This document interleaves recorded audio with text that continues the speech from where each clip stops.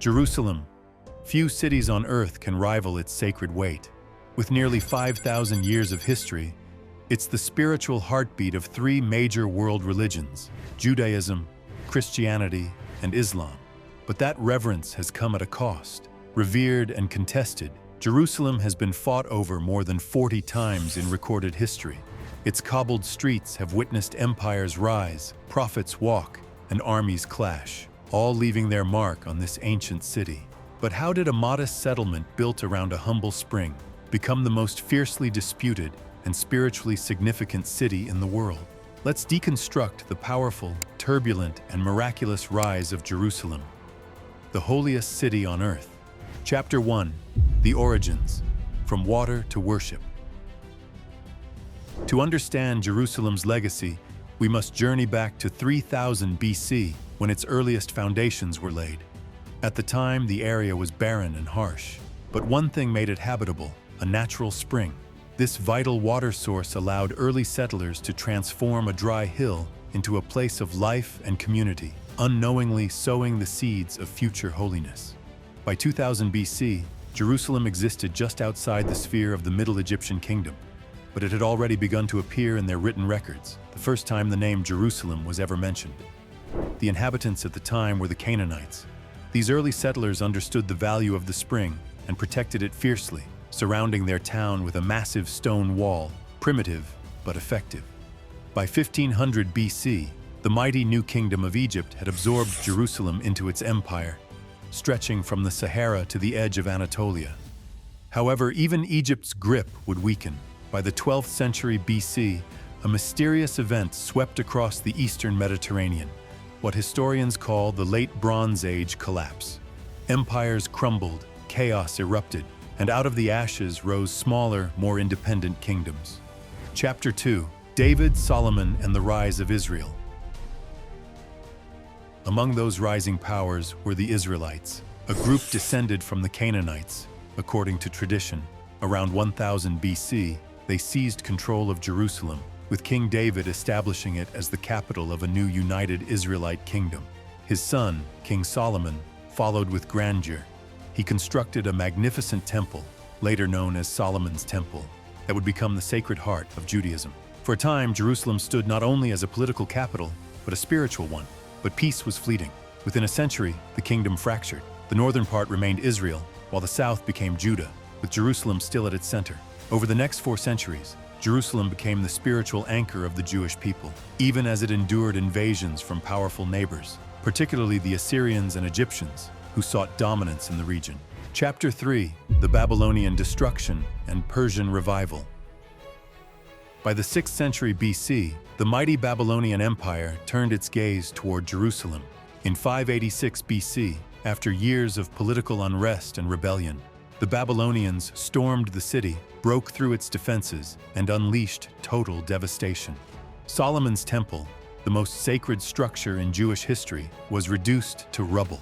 The city's elite and religious leaders were marched into exile, carried off to Babylon in chains. For the Israelites, it was more than just military defeat. It was spiritual devastation. But the story didn't end there. In 539 BC, a new power emerged, the Persian Empire under Cyrus the Great. After conquering Babylon, Cyrus issued an edict allowing exiled peoples, including the Jews, to return to their homelands. With their return to Jerusalem came a new era of hope. The Second Temple was built, not as grand as Solomon's, but powerful in its symbolism. Under Persian protection, Jerusalem regained its spiritual center, though it remained under foreign oversight. Still, the soul of the city refused to be silenced.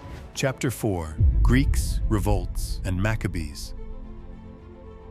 The calm under Persian rule wouldn't last forever. By the 4th century BC, a whirlwind swept through the region. His name was Alexander the Great. After defeating the Persian Empire, Alexander spread Greek culture far and wide. Jerusalem, now under the Seleucid Greeks, became a battleground between old beliefs and new ideas. Greek customs infiltrated Jewish life, creating deep internal tensions. Then came the breaking point. In 167 BC, King Antiochus IV desecrated the Second Temple, banned Jewish practices, and sparked open rebellion. The Mcabes, a family of Jewish freedom fighters, rose up. Through sheer will and guerrilla warfare, they took back the city and rededicated the temple. Their victory is still celebrated today as Hanukkah. For a short time, Jerusalem ruled itself again, but its independence wouldn't last forever. Chapter 5. The Romans arrive, and so does Jesus. In 63 BC, Rome entered Jerusalem's story. General Pompey seized the city, and Roman rule began. Rome appointed local kings, the most famous being Herod the Great. A master builder and brutal ruler, Herod expanded the Second Temple, making it a wonder of the ancient world. But resentment simmered. Taxes, Roman soldiers, and foreign rule fanned the flames of discontent. It was in this tense atmosphere that Jesus of Nazareth emerged, teaching love, peace, and a new way of seeing God.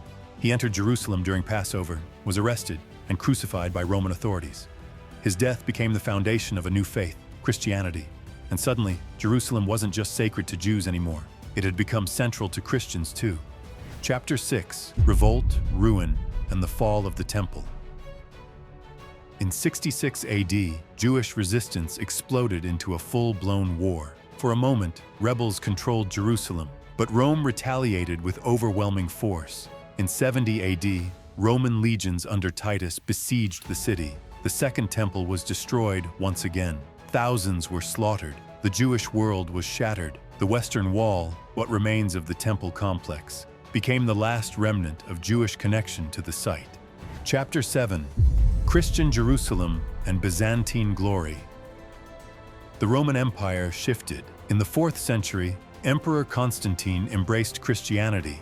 His mother, Helena, visited Jerusalem and declared it holy. Churches were built over Christian sacred sites, including the Church of the Holy Sepulchre. Under Byzantine rule, Jerusalem became a thriving Christian city, but Jews were marginalized. Their presence was restricted. The city's identity had shifted, but it remained sacred. Chapter 8. The Rise of Islam and a New Holy City. In 637 AD, Muslim armies entered Jerusalem. The city surrendered peacefully. The Caliph Umar respected its holy status, allowing Jews and Christians to stay. A new chapter began. Islam holds Jerusalem as its third holiest site. According to Islamic tradition, the Prophet Muhammad ascended to heaven from the city during the night journey. The Dome of the Rock and Al-Aqsa Mosque were built on the Temple Mount, adding new sacred meaning to ancient ground. By the end of the 7th century, Jerusalem belonged to all three Abrahamic religions.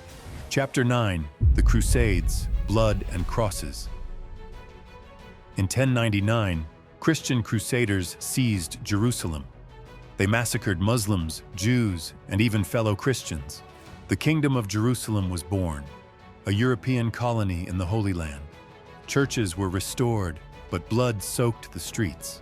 Chapter 10. Saladin and the Islamic Reclamation. In 1187, the Muslim general Saladin retook Jerusalem. Unlike the Crusaders, he allowed Christians to leave peacefully and restored Islamic sites. His chivalry became legendary, admired even in the West. Chapter 11. More Crusades, Endless Conflict. Europe tried again and again to reclaim the city, but never succeeded. Eventually, the Crusades faded, and Jerusalem passed into the hands of the Mamluks, Muslim rulers from Egypt who preserved the city's sanctity. Chapter 12. The Ottoman Era, Glory and Decline. In 1517, the Ottoman Empire claimed Jerusalem. Sultan Suleiman the Magnificent rebuilt its walls and protected its holy sites. For centuries, the city experienced relative peace. But by the 1800s, European powers returned, this time as explorers, missionaries, and archaeologists. Jerusalem was sacred again, but now it was also political. Chapter 13. British Rule and the Seeds of Conflict. After World War I, the British took control. Jewish immigration surged, driven by Zionist hopes and persecution in Europe. Tensions with Arab residents intensified. By 1947, the UN proposed splitting the land. Jerusalem would become international. Violence broke out. The city burned again. Chapter 14. The 1948 War and a divided city. In 1948, Israel declared independence. Arab nations invaded. When the war ended, Jerusalem was split. West to Israel, east to Jordan, including the Old City. Jews were banned from holy sites. The city was fractured physically and spiritually. Chapter 15, 1967, A City Reunified and Reignited. In the Six-Day War, Israel captured East Jerusalem. Jews returned to the Western Wall. For many, it was a miracle. Israel declared the city unified, but Palestinians and much of the world still see East Jerusalem as occupied territory. The city was whole again, but the conflict was far from over. Chapter 16, Modern Jerusalem, Sacred, Disputed, Eternal. Today, Jerusalem remains divided in spirit, if not in map lines. It is home to Jews, Muslims, and Christians. It is revered and fought over. It is prayed for and politicized. It is a city of contradiction and beauty, a place where hope and heartbreak walk side by side. Conclusion: the city that refuses to fade. Jerusalem has seen it all: glory and ruin, prophecy and war, but it never disappears, never breaks, never stops mattering. Empires rise and fall, borders shift, faiths clash, but the stones of Jerusalem remain, still sacred, still disputed, still eternal.